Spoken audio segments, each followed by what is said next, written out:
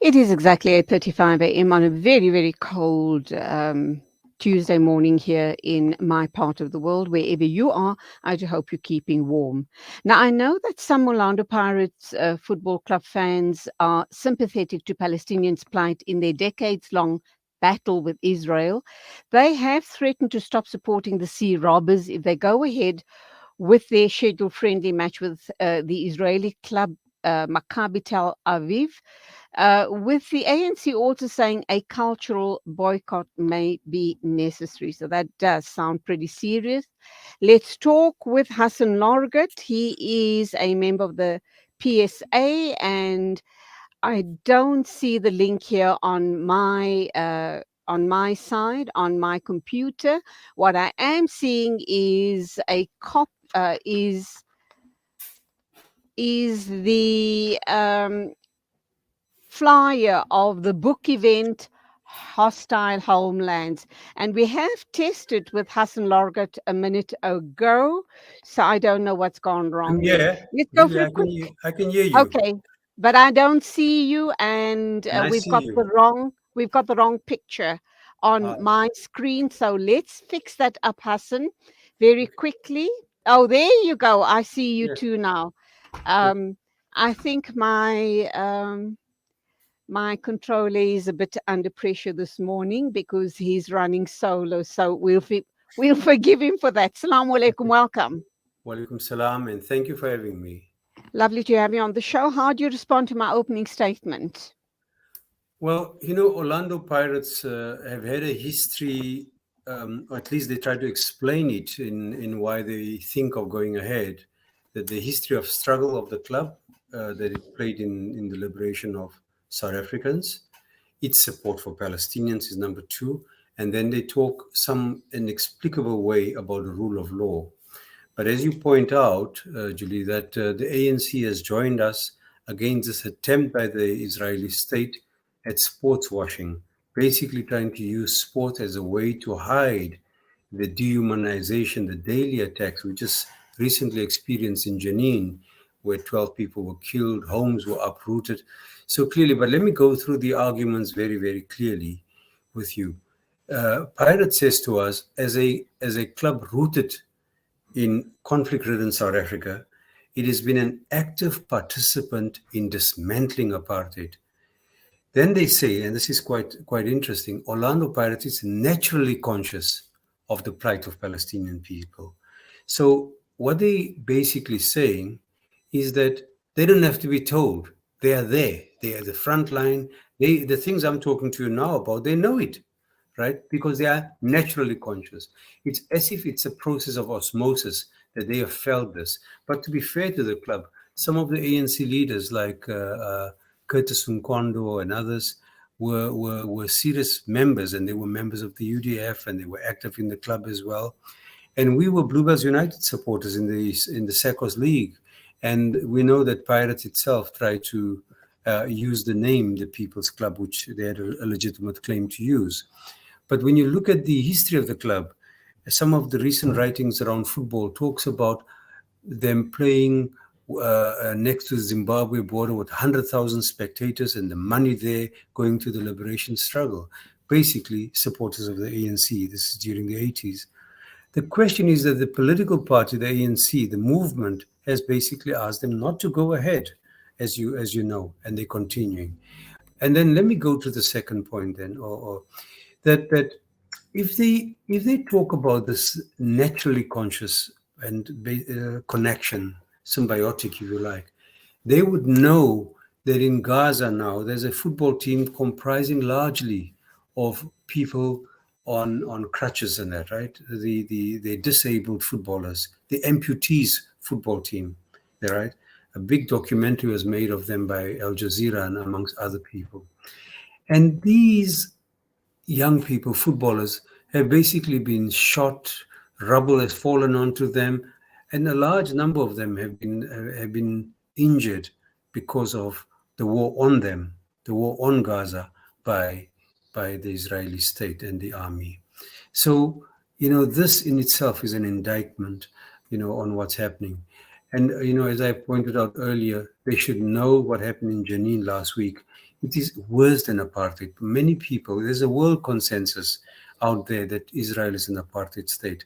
But, I used to work with William Madisha when he went down there, when Bishop Tutu went down there. They made a sterling conclusion that it wasn't apartheid. They said it was worse than apartheid because under apartheid rule, you didn't find the army coming, demolishing homes of people, disrupting large numbers of people inside Soweto, Langa, Guguletu lands, where elders, right? They would come, arrest people, shoot people. But here, the level of extreme hate and abuse is something that has never been perfected. I don't want to draw obvious comparisons with others who traded in hate before. But then the second issue that they talk about is that pirates, core functioning is governed by rules. It is the rules of pirates that when confronted by calls to withdraw, right, any form, there was no real call by the South African government, FIFA, or the host country. And therefore, they basically can't heed a call without that. Now, that has changed. Firstly, the ruling party said, don't play. But let me remind pirates that we have a tradition in our country made very popular on the 26th of June, 1952. It was a campaign called the Defiance of Unjust Laws.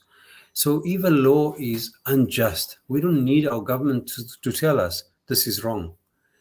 And what is clearly important here, the Palestinians have called upon us, our historic allies have called upon us to support them. So it's not just out of the blue, right?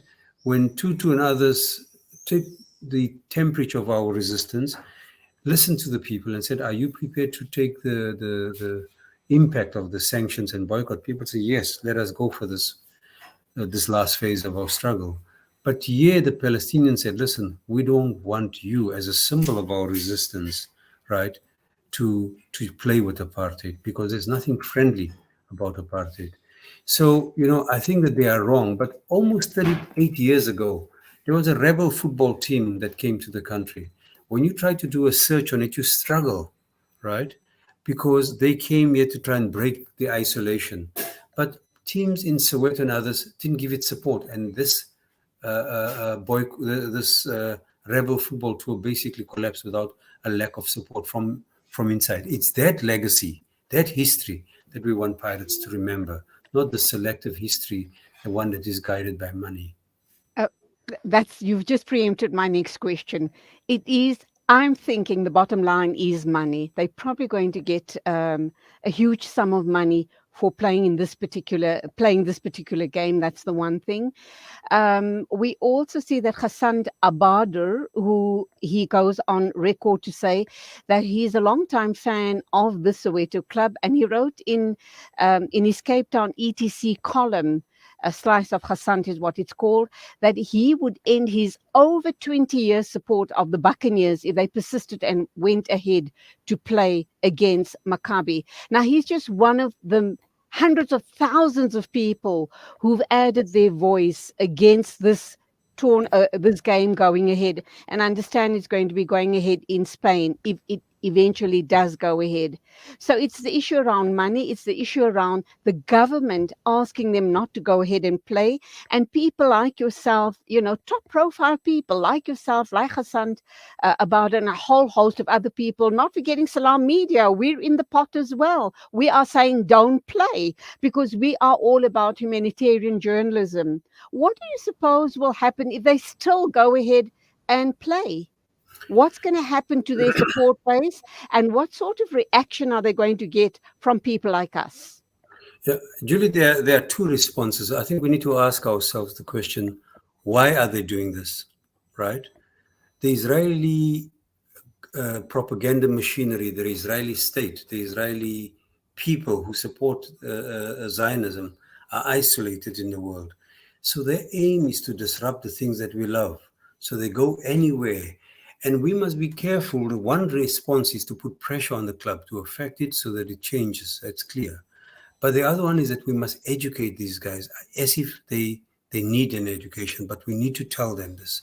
So for example, if we keep running away from this club, this was called the People's Club, but there are many such clubs, because today it's Pirates, tomorrow it could be Chiefs, tomorrow it could be Santos, whatever the day could be, the day after. What we need to do is that they will compromise the things that we love as human beings. They would go and they contest us everywhere. We need to stand up and call meetings of pirate supporters to say, no, this is wrong. So the one response is for people to withdraw. The other is to say to pirates, no, this is wrong.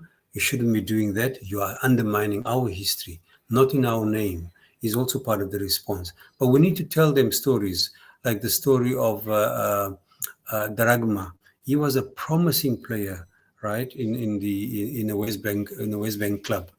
But his coach says what happened when these guys, the club is called Takofi Tulkarum, right? What happened when the community was resisting? The army entered in, and this guy was shot in the foot, right? Oh. And they say he dreamt of playing for the Palestinian national team, right? But what is interesting is the coach points out, right, that first they shot him in the foot. And when he tried to escape, the soldiers shot him another 3 times in the back. They killed him on purpose. This was not self-defense. So if you're doing this to footballers, and other humans who love sport and watching and just want to be healthy, are disabled because of the sniper and other attacks, clearly this is the message we need to take to pirates. We can't have them enter the enemy camp. We shouldn't give up so quickly. We need to fight for it, because football under occupation is tough. If the Palestinian team wants to play, right, it cannot even pass the checkpoints, the 130 odd checkpoints. They can't even train together as a national team. This is worse than apartheid. It's that discussion we need to have with Mr. Koza and others. But the team is not his team. He is the custodian of the team. It's our team. I'm a pirate supporter. We need to have those meetings to make sure, yes, some of our members are leaving in large numbers. That is a fair response to show their anger. Others must say, no, we're not giving this up for you to continue to sully the name of South Africa, because they're representatives of South Africa, right? And also a club with a glorious history.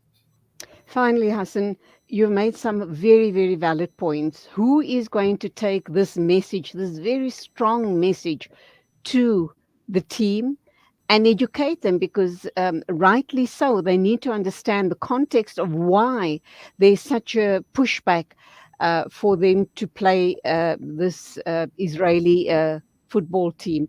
Who is going to take on that responsibility to get this very salient message across to them? You have explained it very succinctly, but will the same message get through to them? And will they hear you? Will they hear us? Or is this the responsibility of the Department of Sport, Arts and Culture, for example? Or does there need to be a louder voice that gets through to them? I think that your show, Julie, was bring the ministry in. Because what they have done, they have let down community sport. I mean, SECOS will be celebrating 50 years at the end of this month, right? There's a conference at Wits University. But with the death of SECOS, the rush to get into international sport, what has happened? Our sport in the townships, in the communities, basically doesn't exist. I remember running with the schools, going down with Mr. Ratan Sami and Reggie Feldman and others at the back of a bus. Then as I grew older, I played football associated with Bluebells. We even played table tennis, in the recreation center in our area. None of that exists today. So we need to have a deeper conversation about sports for health and solidarity, because they've allowed the sports to die at the altar of international sport, where only a minority of people play. So that's the conversation we need to have. And also our history of struggle must be rekindled. We must remind them, right, that people have died on sports field, on the way to training, blockades, all those things. Exactly what the Palestinians are experiencing today. We went through at a certain level, right? And this idea, this conversation must be open up, but you must bring those who hold power to come in account and put them in conversation with us, because Israel has got the most right-wing government now. Itamar Ben Gvir is basically allowing the soldiers to shoot to kill, right? And why is it when you enter a field, when you enter a place, whether it is Nablus or Gaza or Jenin, you have to destroy all the infrastructure? That is fascist behavior, and we need to call it out. When they went in for the footballers, they say in Gaza, they destroyed the pitch, the grandstands. What kind of people are those? And then they want to say that Palestinians are backward. They are made to go back a couple of generations. But the spirit of international solidarity is not being dimmed. We know what we have to do. We have to do a lot more to educate our leaders, because Koza is a leader of ours. It's sad, but that's how the relationship should be. The fans must have more rights. The public must have more rights. It's a good time now before elections to have this conversation, that we are in solidarity with others. That's the calling of Ubuntu. Hassen Lorgat, Palestine Solidarity Alliance, you are a member and speak from the heart about the struggles and the hardship and the subjugation of the Palestinian people. We do hope and pray that this message reaches as widely as possible. And you are so right when you say we need to call government to account on all of these issues, and they need to make sure that these conversations are heard and reaches as widely as possible. We will be following these developments. I'm going to be wrapping up on a bit of I would say, a pessimistic tone. I actually don't think that the match will be abandoned. Somehow, I just feel that Pirates are going to go ahead with it. Sad to say, but that's my gut feel. Then they're inviting us for a longer fight, which is also good for us, because we needed to make an example of a top team. If it was just an insignificant team, they wouldn't have played them. And this is a good chance for us to take sports and politics seriously, because it was a big part of isolating this country. And we need to do And it that's where again. we'll absolutely point taken. That's where we leave it, but it is something we're going to be watching very, very closely. Hassen Lorgat, once again, as always, thank you indeed for your input on the show. As I've always said, I could be sitting here talking to you for hours on end, and just to pick your brain, because your thinking is absolutely amazing. You go well, and Salam Alikum to you. Wa alaikum salam, and let's pray. Thank you. Sizwe Banzi is alive, is what someone has written in, and at Mongi_Mali is saying there are other tournaments that you can play in rather than this one, surely. The Israeli occupation of Palestine is a bigger struggle than honoring a pre-season tournament. Thank you indeed for your insights at Mongi_Mali. Sizwe Banzi is alive, so she says. Thank you indeed. It is exactly 8:54 a.m. News and views on Salam Media.